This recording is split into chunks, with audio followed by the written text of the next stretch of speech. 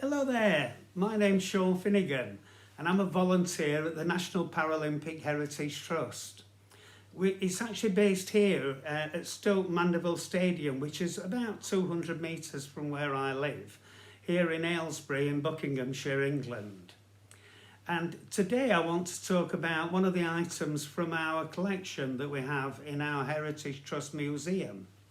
And it's this item. It's actually the Winter Paralympic torch from the last games that were held in 2018 in South Korea.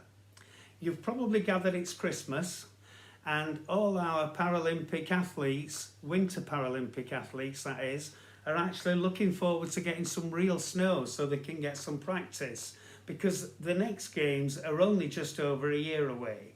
I'll show you that in a little while. So the torch itself is actually covered in this protective, it's sort of a velvety material, but to actually look at the torch, I'll take the cover off. And the way that this torch is designed, every time there is a new Paralympic or Olympic Games, then they actually design a new torch to go with it. So there are two sort of stick men here to show friendship. It says on it that it's the PyeongChang. That's part of the pronunciation. Excuse me if I didn't get it quite right, because Korean language is not easy to learn. And then below it, it's got a thing called the Agitos, which is the Paralympic logo. The way that this has been designed is to actually withstand really extreme cold temperatures and strong winds, because we really don't want the torch to go out when it's actually on its way around the country to be able to be lit at the beginning of the games.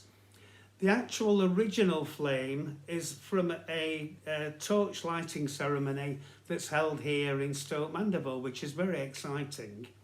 And the flame is lit there, then it's virtually transferred over to South Korea. I'll show you where South Korea is on the map in a little while. But back to this torch. The actual torch, this white coating on the outside is like porcelain. And South Korea is really quite famous for its very fine porcelain, which is like a type of pottery. The inside of it, you can see, it looks like gold, but it's actually made from rose gold coloured aluminium. And that enables it to keep its weight down when people are actually carrying it around. You can imagine somebody has to carry this and the flame's coming up here. And then they pass the flame torch onto the next torch bearer and off they go. So it's quite an interesting design in the fact that you can't see it, but I can feel it. And there are all sorts of bumps on here that somebody would think is part of the hand grip, but actually it's braille. And braille is the way that people who are blind can actually read things. It's a series of dots in a certain sequence. And on this, in both English and in the Korean language, it actually states the 4 values that are actually linked to the Paralympic Games, that fundamentally underpin all the Paralympic Games. And those values are courage, determination, inspiration and equality. The actual games themselves were actually entitled, the slogan was Passion Inspired, because everybody who's actually competing is extremely passionate and wants to win. Okay, I'm just going to show you on the globe that I've got here where we are in relation to South Korea.